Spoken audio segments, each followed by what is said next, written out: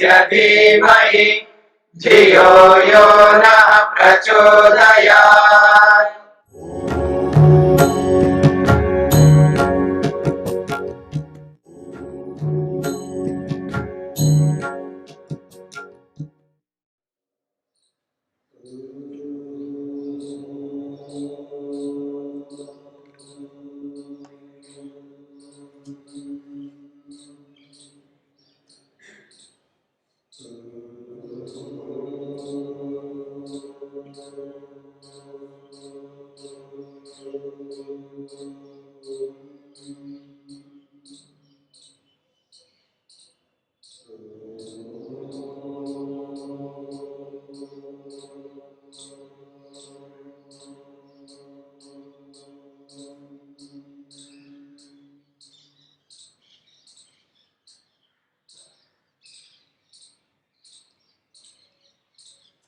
संयम को लेकर के हमारी चर्चा हो रही है।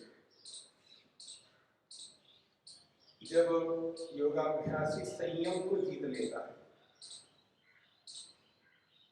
धारणा, ध्यान और समाधि रूपी संयम को जिसने जीत लिया, ऐसे योगाभ्यासी को प्रज्ञालोक की प्राप्ति होती है, यानी पूर्ण ज्ञान की प्राप्ति होती है।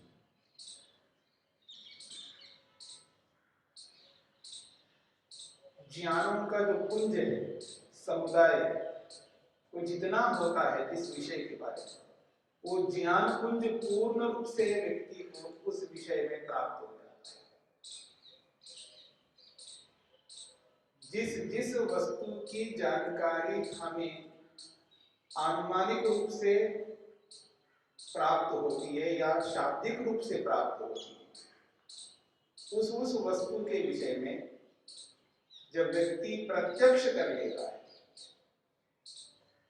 तो उस वस्तु के विषय में जानकारी जो होती है वो पूर्ण होती है उस प्रत्यक्ष से। पर जिस गुण का प्रत्यक्ष करता है, उस गुण से संबंधित जानकारी, क्योंकि वस्तु के बहुत सारे गुण होते हैं, सारे गुणों का ज्ञान पूर्ण होता हो ऐसा मैं कहना नहीं चाहता, लेकिन उस वस्तु के जिस गुण को प्रत्यक्ष करता है उससे संबंधित पूरी जानकारी होती है। अब इस पूरी जानकारी को भी समझ लेगा। पूरी जानकारी का अर्थ ये होता है उस वस्तु में जितना ज्ञान है वो पूरा का पूरा ज्ञान उसको हो जाता है, ये मैं नहीं कहना चाहता। यदि उस वस्तु में अनंत ज्ञान हो और अनंत ज्ञान को पाने का सामर्थ्य मुझ में ना हो, तो मेरे को वो पूरा ज्ञान कैसे हो? ये ज्ञान का वो पुंज जो है, ज्ञान का वो समुदाय है, पूर्ण मेरे को नहीं होता। क्यों? मैं तो शांत हूं, एकांत हूं, एक स्थान पर, एक देशी। तो इस दृष्टिकोण से यहां पूर्णता को यह भी समझना है कि मेरे प्रयोजन की सिद्धि में जितना ज्ञान चाहिए, इस बात पर ध्यान देना। मेरे प्रयोजन की सिद्धि में जितना ज्ञान चाहिए उतना पूरा ज्ञान होना ही यहां पूर्णता है। तो तस् जयात् प्रज्ञालोक, उस संयम को जब व्यक्ति जीत लेता है, योगाभ्यास संयम को अपने अंदर धृत कर लेता है, धारण कर लेता है, तो संयम का सिद्ध होने का अभिप्राय यह है कि एक सिद्धि का मिलना, एक स्थिति को प्राप्त करना, एक अवस्था को प्राप्त करना, इसको योग की भाषा में कहते हैं एक भूमि को प्राप्त करना। भूमि कहो, अवस्था कहो, सिद्धि कहो, विभूति कहो, एक ही बात है। इसलिए महर्षि पतंजलि ने इसके आगे एक सूत्र बनाया, तस्य भूमिषु विनियोग। तीसरे पाद का ये छठा सूत्र है, तस्य भूमिषु विनियोग, तस्य संयमस्य, उस संयम को भूमिषु विनियोग, अगली भूमियों में प्रयोग कर लेता है। इसलिए एक बात अक्सर हम लोग कहा करते हैं, जहां स्थूलता को व्यक्ति समझ नहीं पा रहा है वहां सूक्ष्मता को नहीं समझ पाता। सूक्ष्मता को समझने के लिए पहले स्थूलत्व को समझना पड़ेगा। मन को नियंत्रित करना है तो उससे पहले वाणी को नियंत्रित करना होगा, और वाणी को नियंत्रित करना है तो उससे पहले शरीर को नियंत्रित करना होगा। एक स्थिति है, एक क्रम है, क्योंकि निचले क्रम को यदि हमने पूर्ण नहीं किया, उच्च क्रम को कैसे पूर्ण कर सकते हैं? इसके विषय में महर्षि वेदव्यास लिखते हैं, उसकी भी चर्चा करूंगा। वो कहते हैं तस्य भूमिषु विनियोग, उस संयम को अगली अगली भूमियों में व्यक्ति विनियोग कर लेता, उसका प्रयोग कर लेता।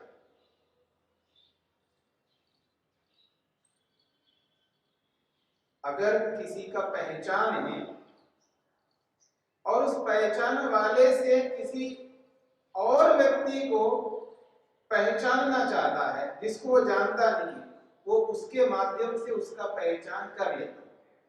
ये व्यवहार में लोग में हम करते रहते, मैं उस व्यक्ति को जानता नहीं हूं, आपको जानता हूं, और उसके पास सीधा जा नहीं सकता क्योंकि वो मेरे को नहीं जानता।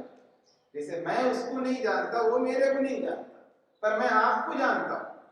जब मैंने आपको कहा कि जी मेरे को उनसे मिलना है, क्योंकि आप उनको जानते हैं और वो आपको जानते हैं। मेरी बात को समझना। तो ऐसी स्थिति में मैं आपका उपयोग लूंगा, आपका प्रयोग लूंगा, आपका विनियोग करूंगा, आपके माध्यम से उस व्यक्ति तक पहुंचूंगा। यहां यही बात कही जा रही, तस्य भूमिषु विनियोग। एक भूमि को, एक अवस्था को तो पाना ही होगा। जब आदमी कहता है देखो जी वैसे तो सब ठीक है, बस बोलने में कमजोरी है, क्या कहता है व्यक्ति? सब ठीक है बस बोलने में कमजोरी है। देखो जी वैसे तो सब ठीक है लेकिन खाने में कमजोरी है। वैसे सब ठीक है लेकिन देखने में कमजोरी है।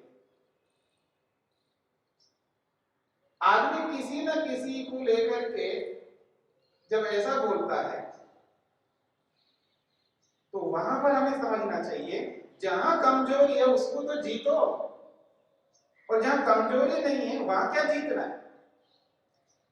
वो तो स्वाभाविक है आपके जीवन में, वो तो होता ही है आपके जीवन में, जिसमें आपको कोई मेहनत करना ही नहीं है। वो तो स्वाभाविक हो गया, आपके जीवन में चल रहा है वो साथ में। जिसके कारण से समस्या आ रही है, उस समस्या का समाधान करने के लिए मेहनत करना होता है, पुरुषार्थ करना होता है, उसको जीतना होता है। कोई आदमी ये कहे जी इसने गलत किया तो गुस्सा नहीं आएगा, तो क्या आएगा? रोको उस गुस्से को। नहीं, ऐसे कैसे हो सकता? गलत किया उसने, किया उसने गलत किया, फिर आप क्यों गलत कर रहे हो? नहीं जी मैं क्या गलत कर रहा हूं, मैं तो गुस्सा कर रहा हूं उसको ठीक करने के लिए। ठीक करो लेकिन गुस्से से क्यों करो? उसको रास्ते पे लाओ लेकिन गुस्से से क्यों? सामने वाला गलत कर रहा है तो आपको क्यों गलत करना है? वो तो गया है, गलती कर रहा है इसका मतलब वो गया है, गिर गया है, तो आप क्यों गिरते हो? नहीं मैं तो हमेशा थोड़ा करता हूँ, कभी कभी गुस्सा करता हूँ। हमेशा करेंगे तो आपको मेंटल हॉस्पिटल में रखेंगे ना, घर पे थोड़ा रखेंगे। ये जो कभी कभी जो गुस्सा आता है उसी को तो रोकना है, उसी पर तो नियंत्रण करना है। तो एक जगह अगर हमने संयम कर लिया, गुस्से को रोक लिया, जहां गलती हो रही है और उसको देख करके हमें सहन नहीं हो रहा और वहीं सहन करने का प्रयास किया और सहन कर लिया, तो समझ लेना वो एक संयम हो गया, अलौकिक संयम। उस संयम का प्रयोग अन्यत्र और स्थान पे आप करोगे, किसी और जगह पर ऐसे ही गुस्से का प्रसंग आ जाए तो उसको आप याद कर लोगे, देखो मैंने वहां रोक लिया था अपने आप को, यहां भी रोक सकता हूं। अगर वहां नहीं रोका तो यहां कैसे रोकूंगा, और यहां नहीं रोका तो अगले स्थान पर कैसे रोकूंगा, वहां नहीं रोकूंगा तो वहां कैसे रोकूंगा, रोक ही नहीं सकता आदमी, आदत में नहीं। आदत तो ये है ना गुस्सा करने का, तो एक जगह पर तो आदमी को संयम करना ही पड़ेगा, और यहां नहीं किया तो अगली स्थिति में कैसे संयम करेगा। छोटी सी बात पर रोक नहीं पाया गुस्से को, तो बड़ी बात में गुस्से को कैसे रोक पाएगा। यहां पर यही बात कही जा रही है, तस्य भूमिषु विनियोग, वो जो संयम है उसको जीतना पड़ेगा, एक जगह पर संयम को जीतना पड़ेगा, एक स्थान पर धारणा बनानी पड़ेगी, ध्यान करना पड़ेगा और समाधि लगानी। अब वो जो संयम बन जाएगा वो एक विषय में बना है, ऐसे न जाने कितने विषयों में संयम करना है। आज तो एक भी विषय पर संयम नहीं, और संयम के इतने विषय हैं, बहुत 20 हैं, 30 हैं, 40 हैं। योग में संयम करने के विषय बहुत हैं, 1 2 4 5 10 20 50 नहीं है, बहुत है। उन सब में संयम करना है, और एक में भी संयम नहीं है हमारा, तो उन सब में संयम कैसे होगा। यहां अपने आप को रोक नहीं पा रहा हूं, शरीर को रोक नहीं पा रहा हूं, तो वाणी को कैसे रोक पाऊंगा, वाणी को रोक नहीं पा रहा हूं तो मन को कैसे रोक पाऊंगा। जैसे लोक में होता है वैसे योग में भी होता है।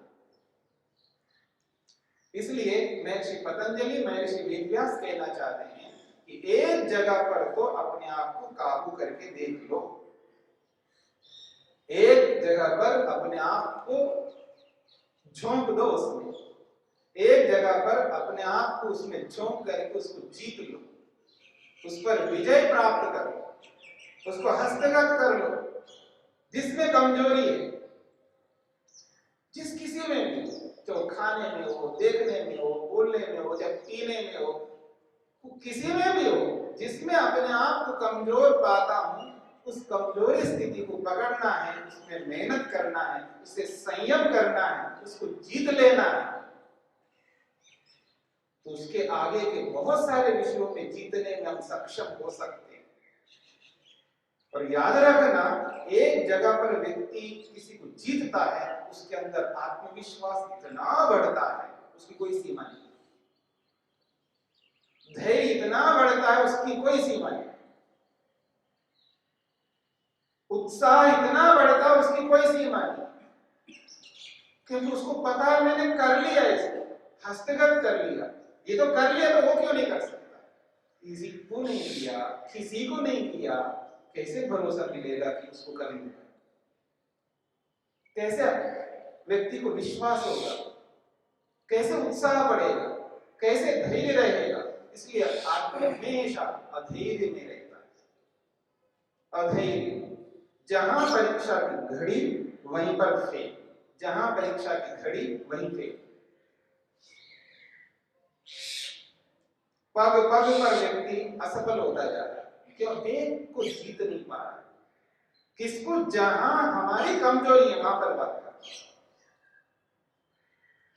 ये मैं तो देखता ही नहीं, मैं तो कभी टीवी देखता ही नहीं, तो देखते नहीं तो कौन सी बड़ी बात है, अच्छी बात है, मत देखो ना, उसमें क्या संयम करना है, उसमें क्या रोकना है, आप तो देखते ही नहीं हो।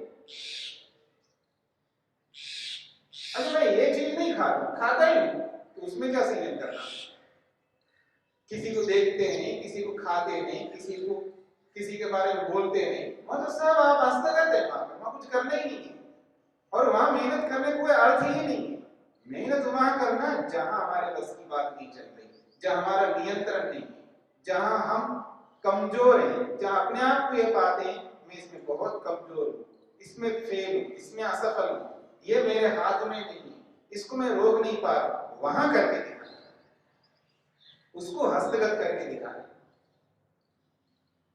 अगर वो हम कर लेते हैं उस जगह पर, न जाने ऐसे कितने स्थान होंगे जहां हमें करना पड़ेगा। एक गुस्से को कंट्रोल कर लिया, इसका ये मतलब नहीं है कि समस्त विषयों के बारे में जितनी भी गुस्से आएंगे, जितने भी आएंगे, उन सबको आप कंट्रोल करेंगे। हर जगह कंट्रोल करना पड़ेगा, पग पर करना पड़ेगा, क्योंकि आदमी इतने स्तर के हमारे सामने, इतने स्तर के हैं।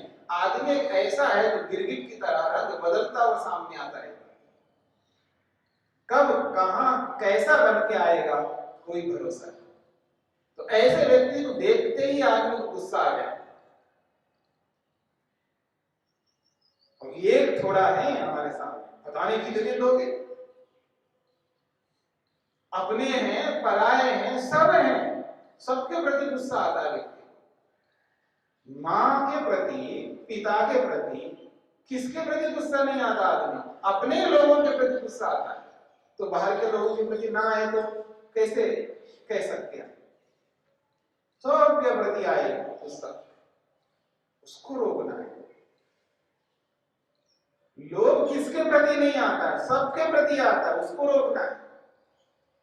मतलब क्या क्या नहीं रोकना, ये देखिए। इसलिए वहां रोकने का प्रयास करना, वहां संयम करना है, वहां जीतना है जहां हमारी कमजोरी है, इस पर ध्यान देना है। जहां हमारी कमजोरी नहीं है वहां तो उसके बारे में सोचना ही। हम क्या करते हैं, जहां कमजोरी नहीं है उसको सामने रखते हैं। मैं यहाँ ठीक हूँ, यहाँ ठीक हूँ, यहाँ ठीक हूँ, यहाँ सब ठीक है, बिल्कुल ठीक हूँ, मैं सब जगह ठीक हूँ ना। एक ही तो कमी है ना, एक ही तो कमी है, इसको भी रहने नहीं देते हो क्या? अरे भले यही तो है, करना है, इसी कारण से तो अड़चन है। सारा अड़चन तो उसी के कारण से तो है। उससे क्यों प्रेम करते हैं? इस बात को समझना है।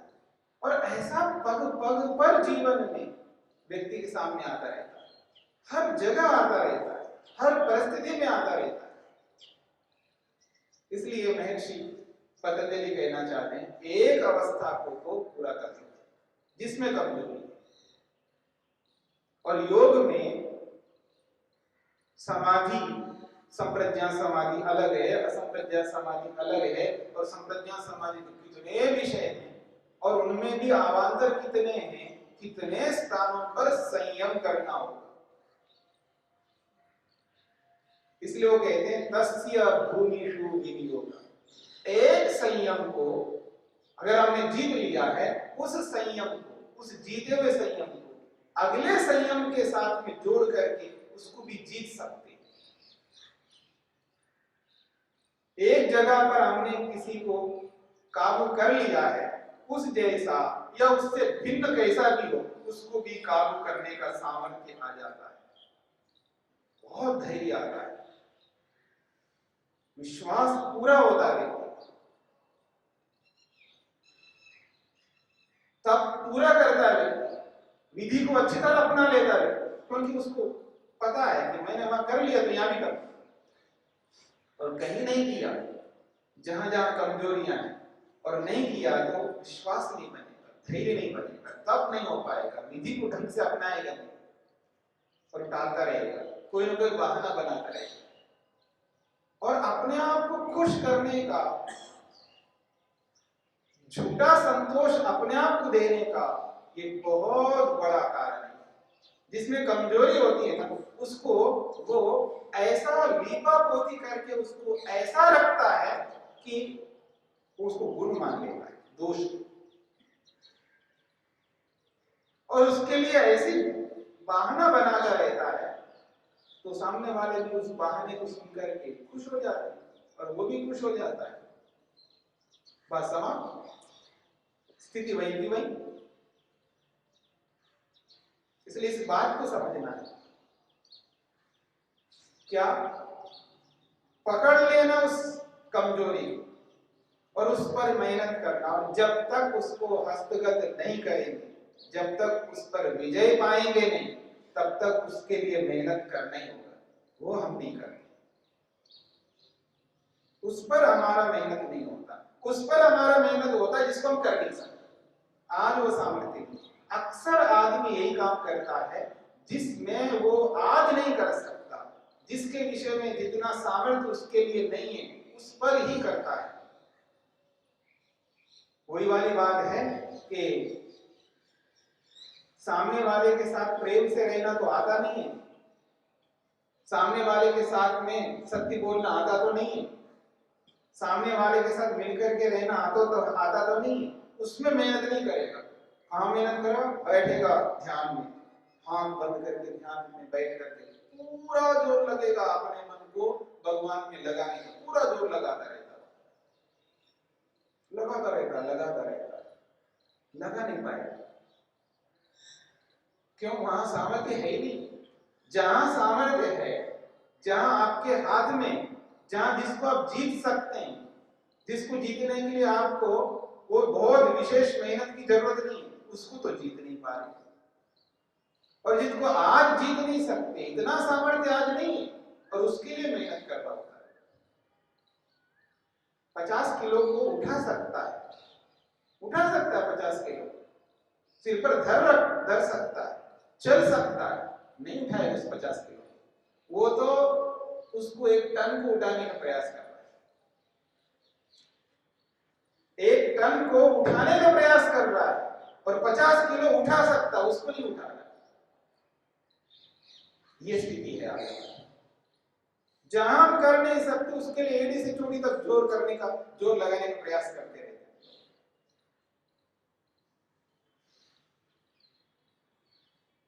ख्वाहिशें जो है हमारी बहुत बड़ी ख्वाहिशें, इच्छाएं बहुत बड़ी, क्योंकि इच्छा को करने में क्या लगता है? पैसे थोड़ा लगते हैं। उस इच्छा को पूरा करने के लिए मेहनत लगता, वो मेहनत नहीं करते और वो मेहनत कर ही नहीं सकते। जहां मेहनत कर सकते हैं वहां तो करनी है।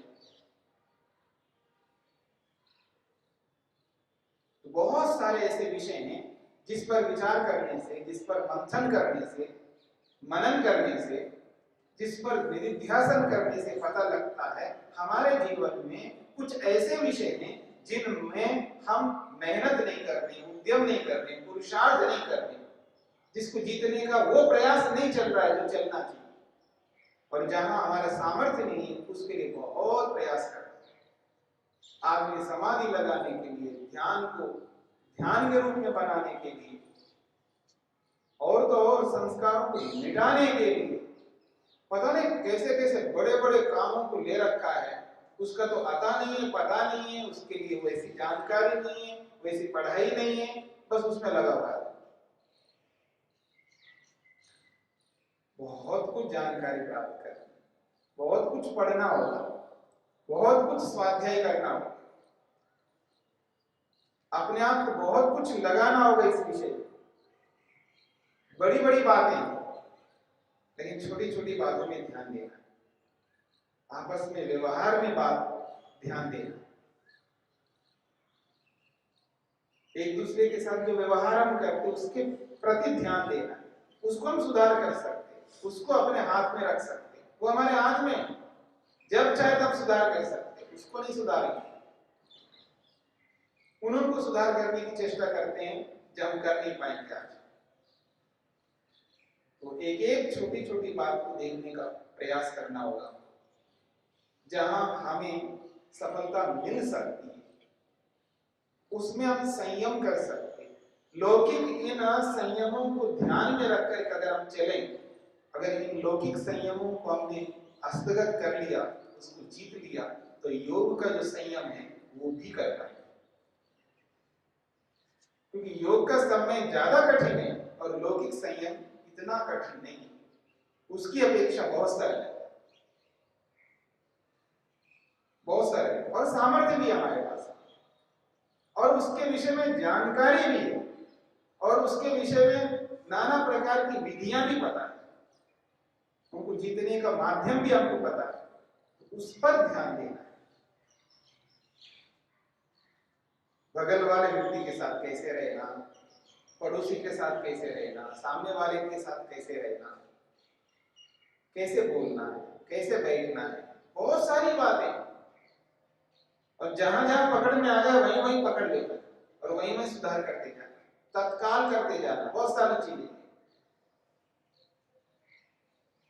तो छोटे छोटे संयमों को पकड़ना है और पकड़ करके उसमें गति उत्पन्न करना है, उनको हस्तगत कर लेना, तब जाकर के उस संयम को अगले संयम के साथ में जोड़ सकते, उससे ऊंचे संयम के साथ जोड़ सकते, उसको जीत सकते। यही बात महर्षि पतंजलि कहना चाहते हैं, तस्य भूमिषु विनियोग।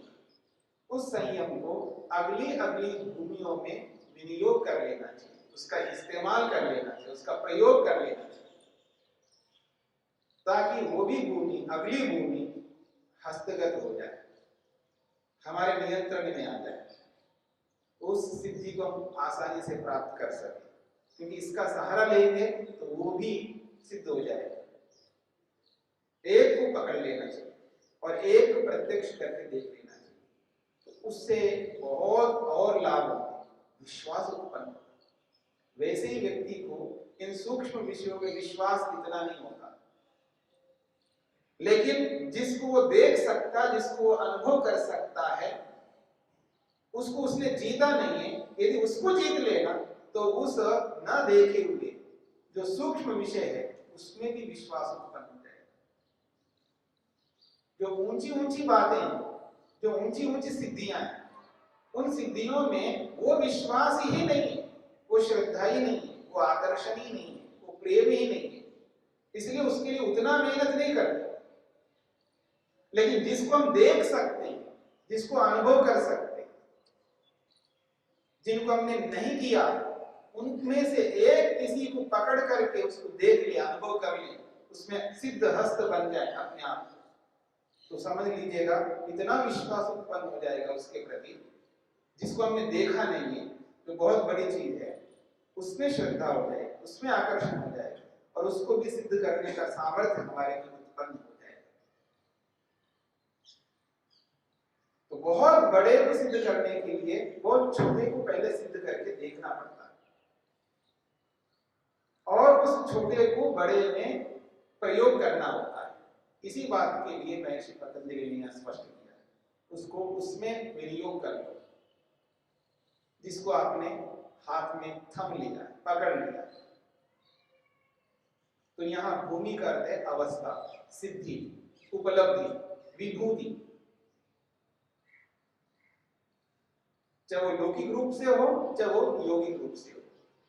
तो यहां यौगिक रूप में मान लीजिएगा हम किसी पर मन को एकाग्र किया, धारणा बनाया, आप पढ़ने को लेकर के चलिएगा, कोई आपको सिद्धि याद नहीं आ रही, व्याकरण समझ में नहीं आ रही, या कोई आप दर्शन की कोई बात, कोई सिद्धांत आपको समझ में नहीं आ रही, उसमें मन को एकाग्र करो, उसी में धारणा बनाओ, उसी का ध्यान करो, उसी को समझने का प्रयत्न करो और वो आपके सामने आ जाएगा, समाधि लग जाएगी, अर्थात वो आपको समझ में आ जाएगा, वो विषय, वो प्रत्यक्ष समझ में आ जाएगा वो विषय।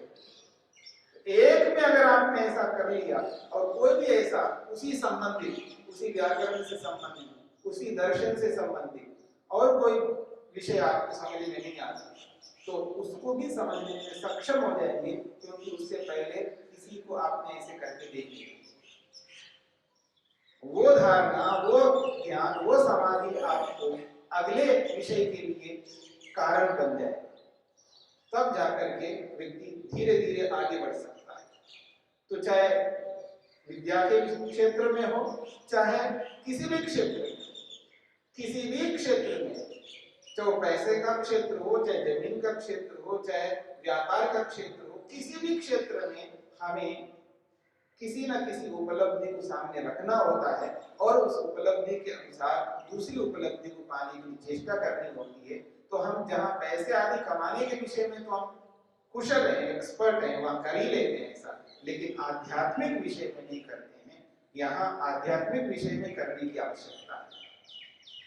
जहाँ कमाने का विषय है, अर्थ का विषय है, वहाँ तो हम बहुत कुशल है, वहाँ तो कर ही लेते हैं कि रात दिन उसी के लिए काम करते हैं। लेकिन आध्यात्मिक विषयों में, जीवन के विषय में, जीवनचर्या के विषय में हमें करने की आवश्यकता द्यो शान्तिरन्तरिक्षं शान्तिः पृथिवी शान्तिरापः शान्तिरोषधयः शान्तिः वनस्पतयः शान्तिर्विश्वे देवाः शान्तिर्ब्रह्म शान्ति सर्वं शान्ति शान्तिरेव शान्ति क्षमा शान्तिरेधि ॐ शान्ति शान्ति शान्तिः